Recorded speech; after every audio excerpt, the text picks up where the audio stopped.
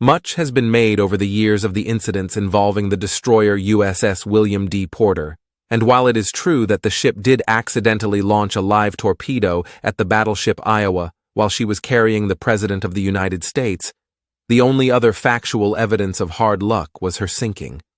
All of the other supposed incidents that have shaped the ship's reputation over the years have very little, if any, actual compelling evidence of occurring.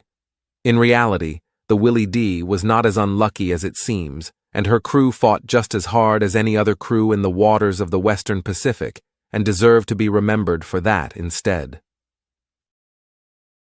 USS William D. Porter, or the Willie D, as she was also known, was a Fletcher-class destroyer built by the Consolidated Steel Corporation. Her keel was laid down on May 7, 1942, in Orange, Texas, and she was launched in late September of the same year. Porter had an overall length of 376 feet, a beam of almost 40 feet, and displaced just over 2,000 tons. Porter carried a main battery of 5 5-inch 38 caliber dual-purpose guns that were mounted individually in 5 turrets along the center line of the ship. She had a super-firing pair forward and 3 more turrets aft of her second stack, along with 10 deck-mounted torpedo tubes arranged in a pair of quintuple mounts located amidships. These fired the 21-inch Mark 15 torpedo.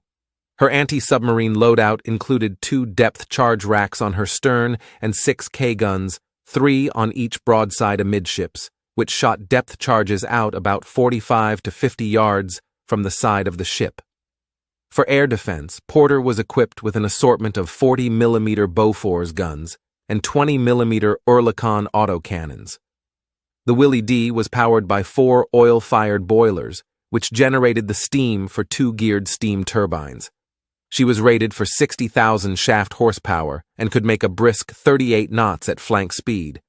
Porter had a cruising range of 6,500 nautical miles at 15 knots and was manned by 273 officers and enlisted men. Porter was commissioned into the fleet on July 6, 1943, and spent the next several months conducting shakedown activities and training. Porter's first quote-unquote incident happened at the Norfolk Navy Yard in early November of 1943. The story goes that she tore the railing and lifeboat mounts off of another destroyer as she was maneuvering out of her berth, but the deck logs of both ships fail to mention any occurrence of the sort happening, and the other destroyer that was supposedly damaged, USS Cogswell, got underway with Porter a few days later for the same assignment and never received any repairs from an accident during this time period as far as I can tell. So, it seems that this incident most likely never occurred. On November 12th, she departed Norfolk and rendezvoused with the USS Iowa the following day. Iowa had a special guest aboard her at the time as she was carrying President Franklin D. Roosevelt on the first leg of his journey to the Tehran Conference. On the 14th, FDR and his party watched as weather balloons were being shot out of the sky by Iowa's gunnery department during a routine drill. The accompanying destroyers, including Porter, also conducted a simulated torpedo attack on the battle wagon. During this drill, Porter accidentally fired a live torpedo directly at Iowa. The Willie D's deck log is succinct in stating 14:36 hours. Torpedo accidentally fired from number 2 mount, while torpedo battery was exercising at drills, investigation being held. Porter first attempted to alert Iowa of the inadvertent launch by signal lamp because of radio silence requirements, but the initial message wrongly stated that the torpedo was approaching from the battleship's port side. It was followed by another message that erroneously stated the destroyer was in full reverse. Porter, by then desperate, broke radio silence by stating, "Lion, lion, lion," which was Iowa's code name, "Come right, come hard right." At Roosevelt's request, his valet moved him over to the starboard side to have a better view of the goings-on. The giant battleship turned her rudder over hard to starboard, and the torpedo exploded harmlessly in her wake. Supposedly, Iowa trained all of her main battery guns on the destroyer, but again, this doesn't seem to be rooted in any facts, as Porter immediately acknowledged she had inadvertently launched the torpedo because a primer had not been removed from one of the tubes. As a result of this incident, other ships would routinely greet the Willie D by blinker light with the joke, "Don't shoot, we're Republicans," on account of Roosevelt being a Democrat. Porter completed her part in the mission and steamed to Bermuda, where she arrived on November 16th. Contrary to popular belief and internet legend, while there was an inquiry into the Iowa incident, her crew, including her commanding officer, were never placed under arrest or detained. There are simply no documents or compelling evidence to support this claim, of which there would have been plenty due to the judicial proceedings that would have had to take place. In fact, Lieutenant Commander Wilfred A. Walter, her commanding officer, remained in command of Porter until the end of May 1944 and commanded other ships on his way to eventually becoming a rear admiral. The only crew member who received any sort of punishment or reprimand was Chief Torpedoman's mate Lawton C. Dawson, who received a general court-martial for failing to remove the torpedo's primer, which caused it to be fired. It is known that Dawson was reduced by 1 grade to Torpedo Man First Class, but there is no credible evidence that he was ever imprisoned over this matter, or that Roosevelt intervened on his behalf. Porter returned to Norfolk a week later to prepare for her deployment to the Pacific.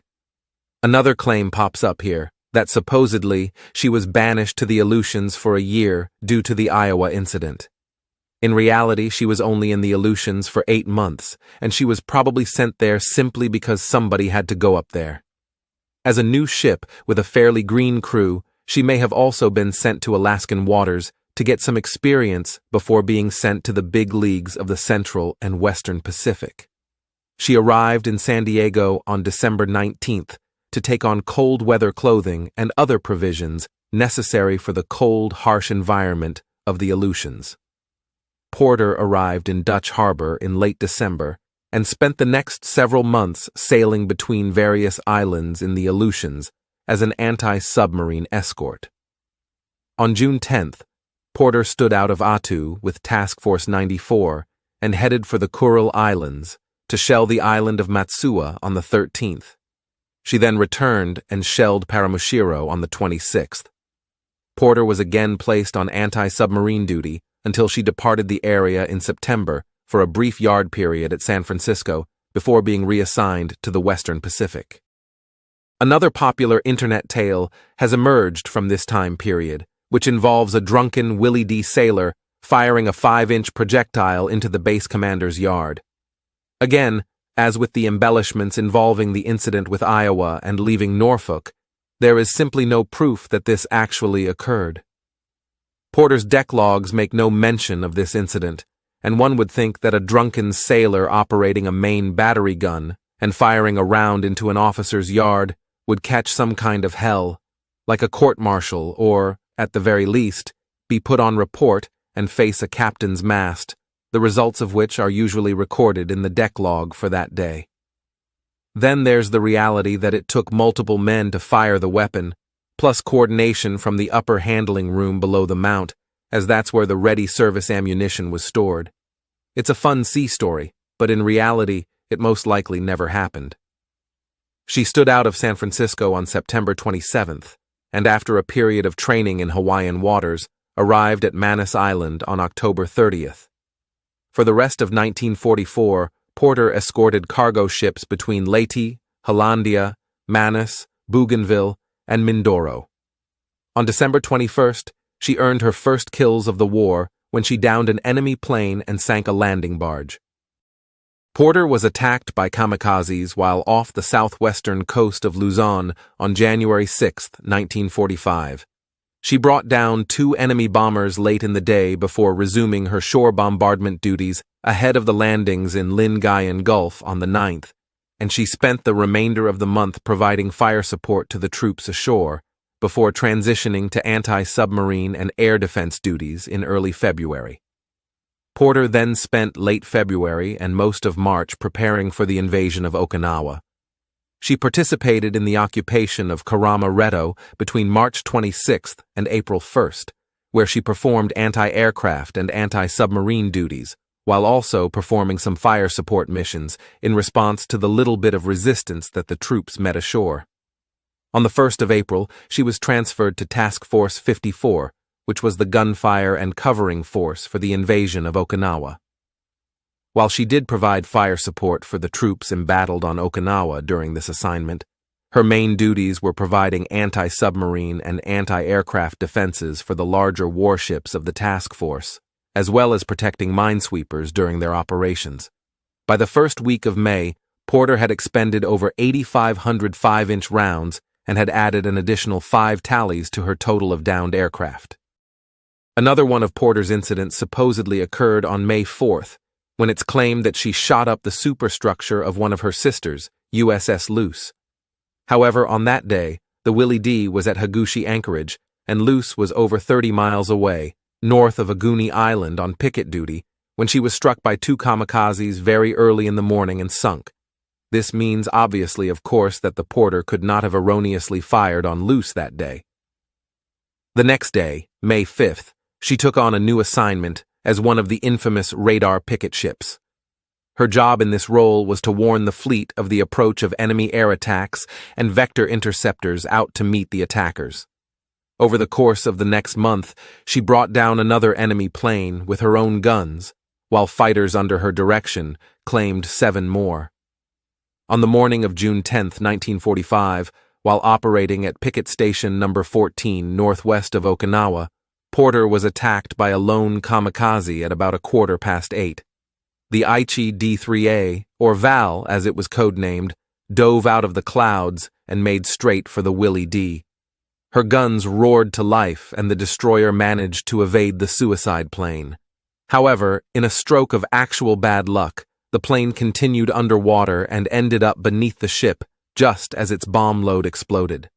Porter was tossed about by the explosion and suffered catastrophic damage to her engineering spaces, which left her dead in the water.